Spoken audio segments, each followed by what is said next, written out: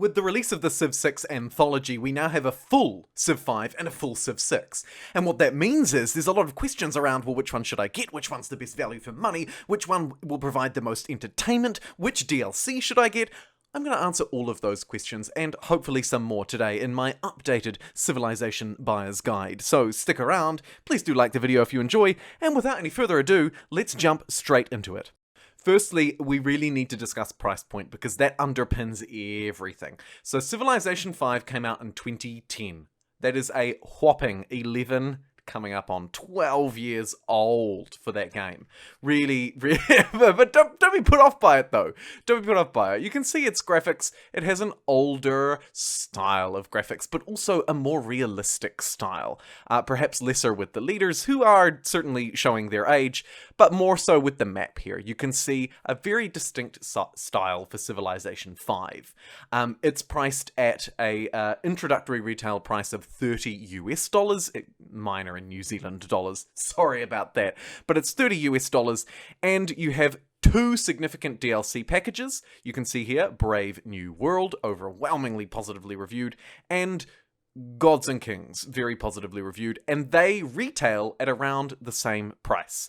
There is, of course, the Civilization 5 Complete Edition, which includes all of these, and the rest of the DLC, which are all just lots of little packages. Packages for maps, packages that add civs, like Babylon.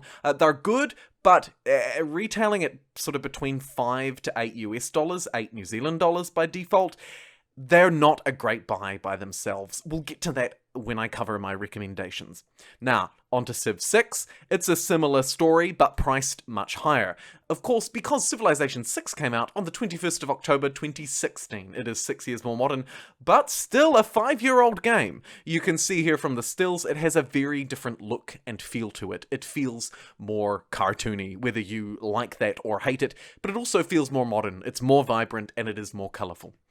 It's priced at the classic entry point of $60 US, which is generally 100 New Zealand. Yikes. So it's priced at $60 US, and it has 3 pieces of significant DLC. So Civ 5 only had 2. Civilization 6 has 3. You can see them here. Rise and Fall, which came out in 2018.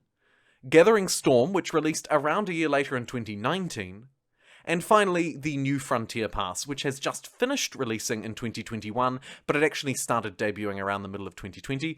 And then, like Civ 5, we have a whole load of smaller packs that some of them are part of the New Frontier Pass, some of them released independently. They released at a higher price point. You can see some of them were sort of double packs around the $10 to $15 US point.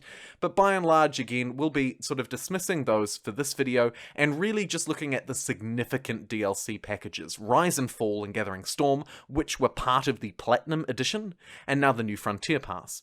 And all of these editions combine into the Civilization 6 Anthology. That includes not only those significant DLC packages and the base game, but also all of the other little bits and bobs along the way, okay? Then your other edition is the Platinum Edition. Like I say, that includes basically everything except for the New Frontier Pass. The New Frontier Pass is not included in the Platinum Edition. Now, what do these editions retail at? The Civ 6 Anthology retails at $150 US, I believe. But you can get it on fantastic special. In fact, it's debuting at a 66% discount, and you can see here for me it's even more, which is wonderful. And then you've got the Platinum Edition, which sometimes is not for sale, so that really does depend on your platform. It's sort of being phased out a little bit because the Anthology has come along to sort of replace it, but we shall see. So those are the different editions and versions of Civ 5 and Civ 6. Now I want to tell you a little bit more about the ones that I rate, the ones that I don't rate, and throughout this video you'll see some gameplay of the different features as well, so do continue to stay tuned. Anyway, let's move in now to my recommendations, the buyer's guide part of this video. What should you get, and at what price? First up, my specific Civilization 5 recommendations. Then I'll cover Civ 6, and then finally I'll compare and contrast the two. For Civ 5, I would recommend that you buy the full edition of the game. If you're brand new to Civ, or you're somewhat new to strategy games, it's fine to pick up the base game by itself, and then pick up the 2 expansions. However, if you're somewhat more familiar with strategy games, or you're indeed familiar with the Civ franchise, then the only recommendation I can really make is that you grab the full version. Reason being, this game has been out for over 10 years. What that means is you can get the base game and the 2 significant DLC packs that I discussed at the beginning, so you can get the full sort of platinum, the full complete version experience for 75% off. The base game will come down to somewhere between $5 and $7 US, and the DLC packs will be the same. If money is a real issue and you'd really like to save some coin, I'd recommend picking up Brave New World. Brave New World is the better of the 2 DLCs, but they actually both provide a lot of value. God and Kings and Brave New World both provide value. So my recommendation for anyone picking up Civ 5 is to hold off, wait for it to be on special, which it will be. It's on special all the time for at least 75% off. You can sometimes get the full complete edition for 80% off as well. Steam, Epic Games, it doesn't matter where you buy it. This game is so old, but so brilliant. I can't recommend it enough. It is more simple than Civilization 6, even with the full complete experience. God and Kings brings religion to the game. Brave New World brings a whole load of stuff to the later part of the game. A World Congress, much more sort of modern units and civilizations.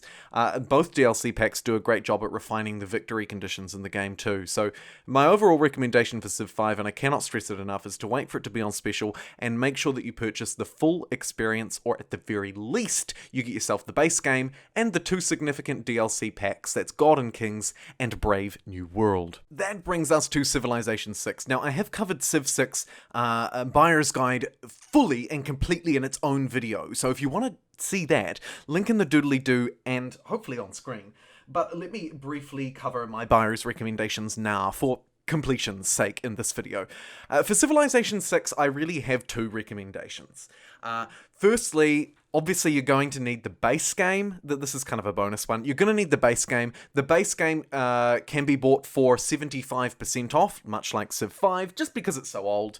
But it's also been given away for free, so I would keep an eye out on the Epic Games Store in particular.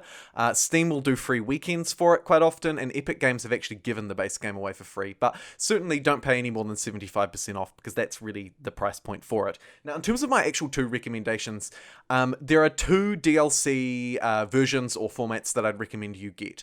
Firstly, if you're sort of starting out, maybe you're newer to the franchise, or you don't want to fully invest in Civ 6 because you've been burned in the past, you don't quite like the way it looks, you prefer Civ 5, whatever the reasons, there are lots of them, and trust me, I've felt them all. But for the sake of this video, and for the sake of my recommendations, I do suggest Gathering Storm.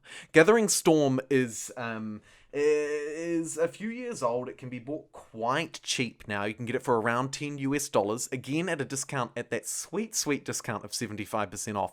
And it adds a lot of value to the game. Not just value from adding 8 new civs, 9 new leaders, but also a lot more in terms of gameplay features as well. The other thing to add about Gathering Storm is that it basically replaced the DLC before it, Rise and Fall. Granted, if you just buy Gathering Storm, you won't get the unique civilizations that Rise and Fall offered, but everything else that Rise and Fall offered in terms of gameplay mechanics and new features, Gathering Storm basically replaced or added them all. So Gathering Storm is a great buy, and if you can't stretch to my second recommendation here, I'd recommend that you get the base game and Gathering Storm, because that provides a nice well-rounded experience. However, the ultimate experience, of course, has to be the Civ 6 Anthology. This includes all of the DLC, including the New Frontier Pass. At the moment, I can't recommend that you pick up the New Frontier Pass or pack by itself, but it's actually really good value, and it does provide a lot of depth to the game in terms of game modes and civs. But it's really good value inside of the Anthology. So my ultimate recommendation for Civ 6 has to be the Anthology. You can get it at its debut discount and its routine discount of 66% off, which brings it down from roughly $150 US to roughly $50 US. And that is without a doubt my recommendation for Civilization 6. Again, if you want to hear more about it, I have a full video dedicated to it, links in the doodly-doo. Here they are. Civ 5 on your left and Civ 6 on your right. Graphics is one of the key differences between the two games, so I will quickly start on that, and then I'll move into my recommendations as to who I think should buy each one, who I think it's more sort of tailored towards. But for the time being, I'll keep this graphical comparison up.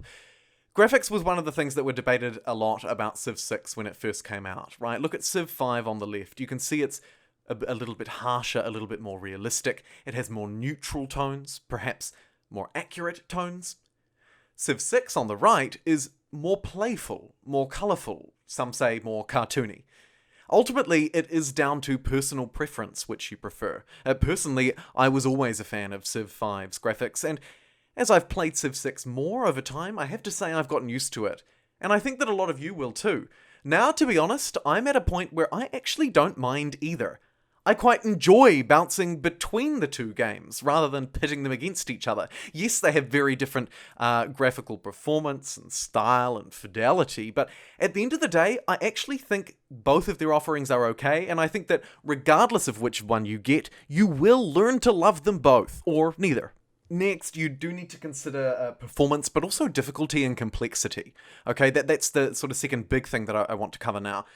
So, in terms of performance, they both perform really well. Some players have reported having issues with the new launchers. Both games require a sort of a 2K launcher, and some people have reported issues with those, but by and large, both games perform really well, and they'll run on a wide variety of systems, indeed platforms. Now, I'm not covering recommendations for other platforms here. However, my DLC recommendations do carry through. If you're playing on Switch, Gathering Storm is still great on Switch, right? That remains unchanged.